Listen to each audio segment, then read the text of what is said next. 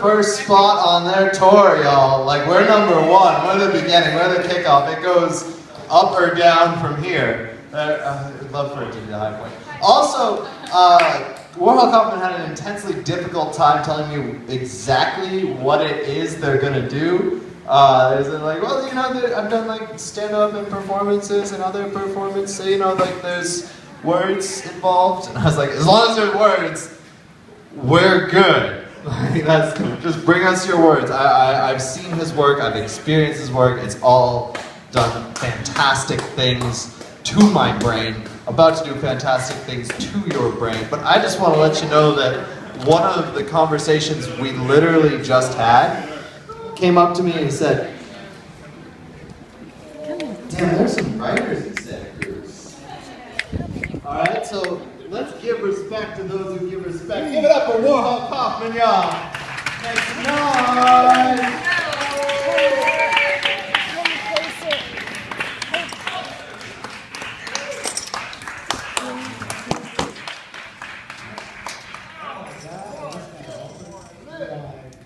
I was young when I went on tour before, and you can get away with shit when you're young and pretty. Anybody want a book? I didn't write it.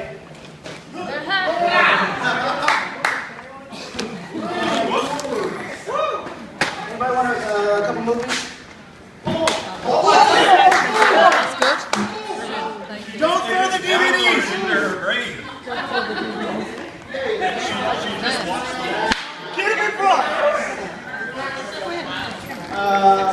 Okay, you guys want to hear some stuff, maybe? I should probably read some stuff. I wrote a couple things. I wrote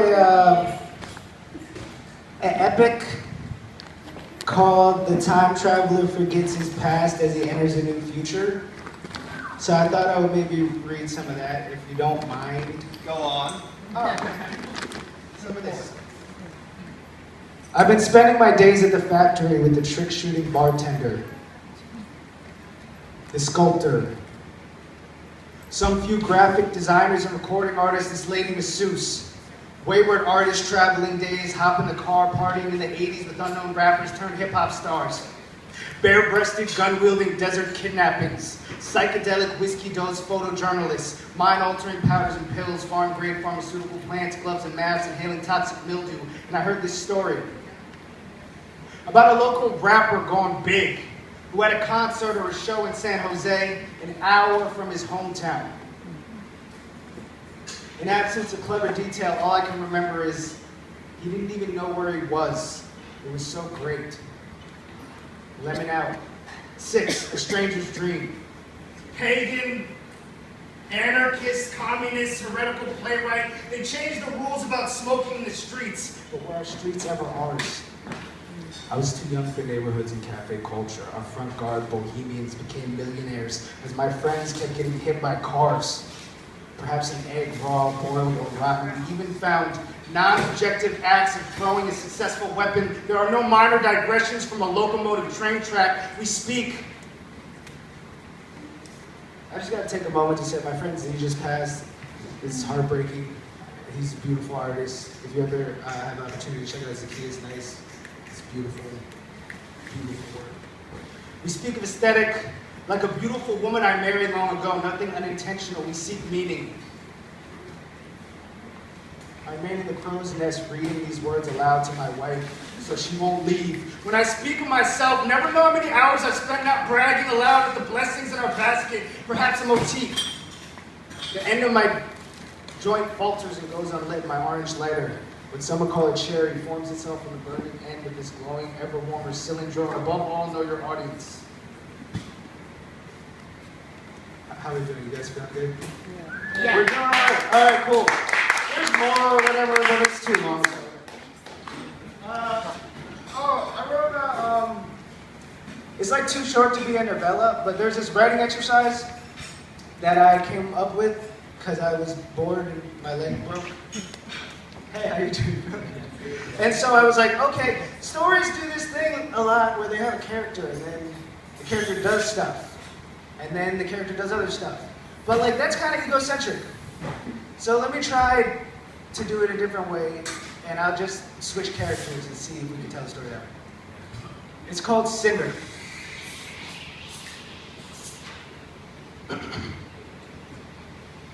for Millie. We may want a control group. Someone to provide perspective. I can't recall ever having one. Every picture looked cheap on the high-definition television. What does it matter? Things found, things lost, making lists to remember what to do, what not to do, remember what happened, how we wish it. Eventually you stop having to prove yourself again every day. Time was eating, sleeping, fucking, spending money. The days pass, a good story gets repeated. Watching a popular British actor fabricate his legend, listening to myths retold. I'm really sorry for hitting you with that DVD. That's really One.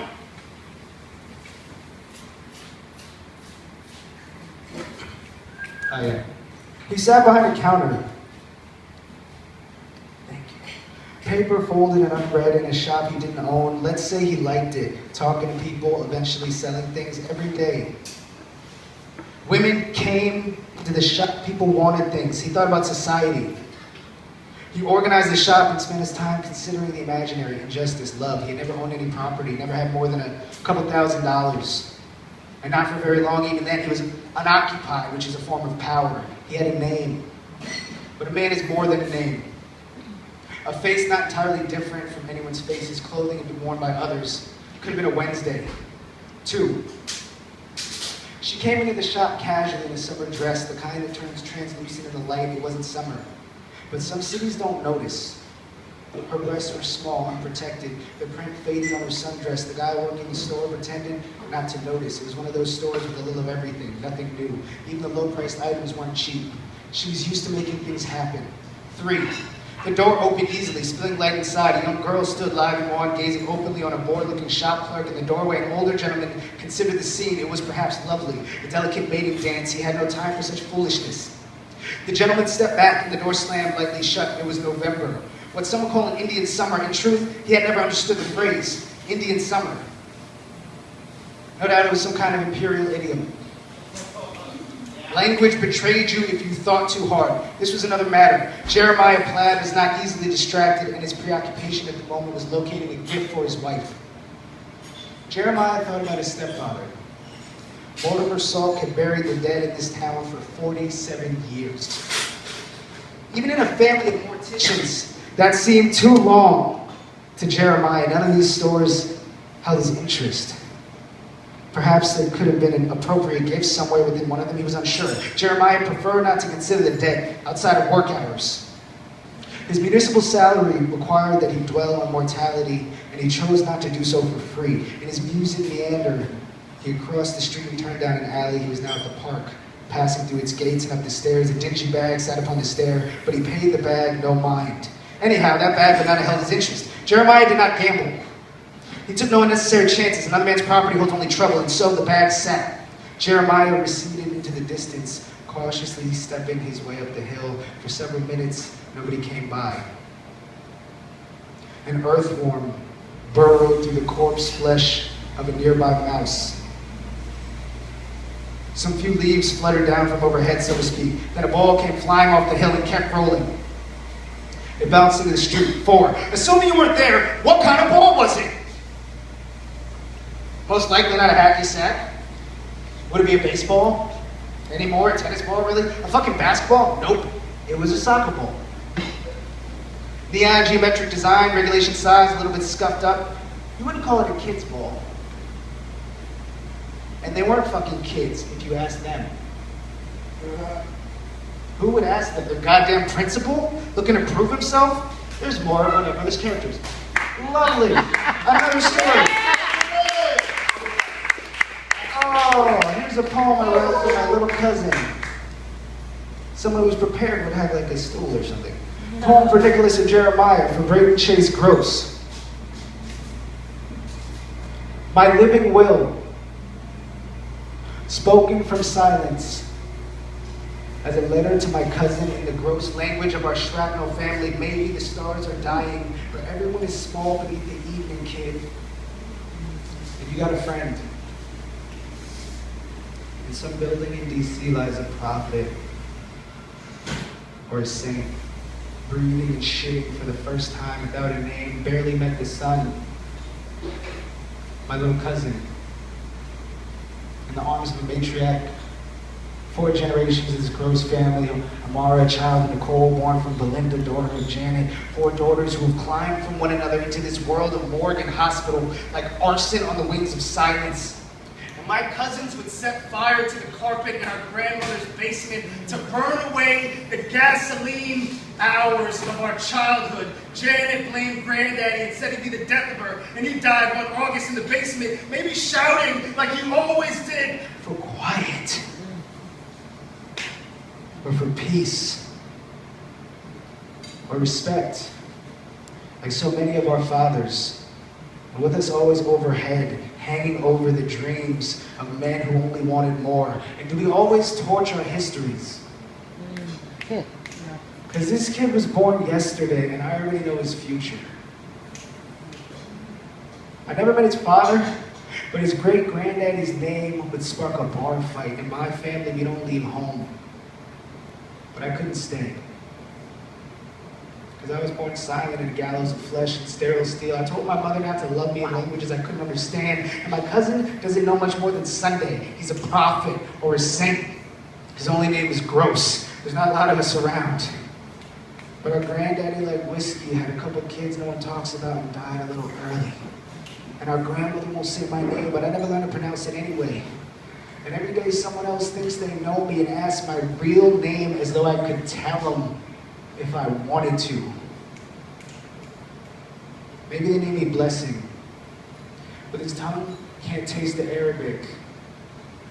And Americans are born with simple mouths. Come on, Waleed. I'm not a prophet. I never wanted to be a saint. And someone named my granddaddy Isaiah, but that's never what they called him. And this family's grown apart. Kind of like a landmine. A poet sleeping in a car without a landline and 6 phone calls, all it takes to hear my mother's voice. And I come home to someone new who doesn't recognize my face, but the carpet in my grandmother's basement melted like the tongue of an oven where granddaddy died. And this love is fire on my lips, and my words are smoke rising like a barn on fire, like a bomb in a parking garage. My living will spoken from silence as a letter to my cousin in the gross language of our shrapnel family. Beautiful. Beautiful. I wrote this poem for my mother.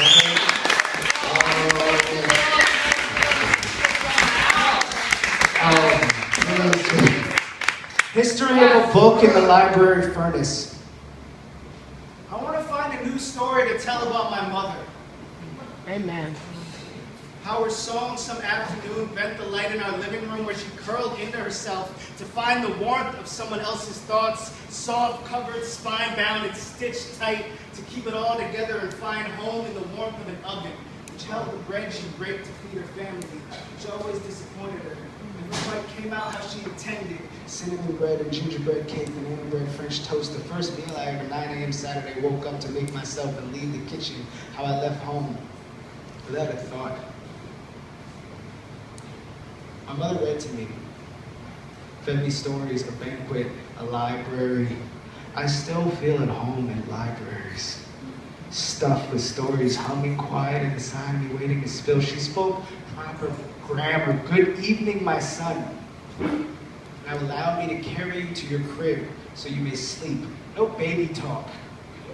Records alphabetized, the Beatles. David Bowie, Tony Braxton, James Brown, Carol Burnett, Irene Cara, the Carpenters, Cat Stevens, Tracy Chapman, Chicago, Eric Clapton, Bill Cosby, Crosby, Stills, Nash, Young, Mark Cohn, John Denver, and Derek and the Dominoes, Dreamgirls, Bob Dylan, dozens, hundreds of 33s and 45s. My mother never Sam cooked soul food. I drank soul through stereo speakers warm as the stove crackle, the needle scratch and wax, and my voice cracked when I told her I loved her, when I held her, when her father died, and she sobbed like I sobbed against the mirror on the wood floor of my empty bedroom. That night we left the house on Milton Street with some pimple torn to my dog till all the life was torn out of her. Because leaving home is hard, and my mother knew everything dies. Life is hard, sometimes too long, always too short, and never fair. But this, my body, is mine. And I don't want to leave it here. I don't want to be a corpse in the dirt. An empty body like every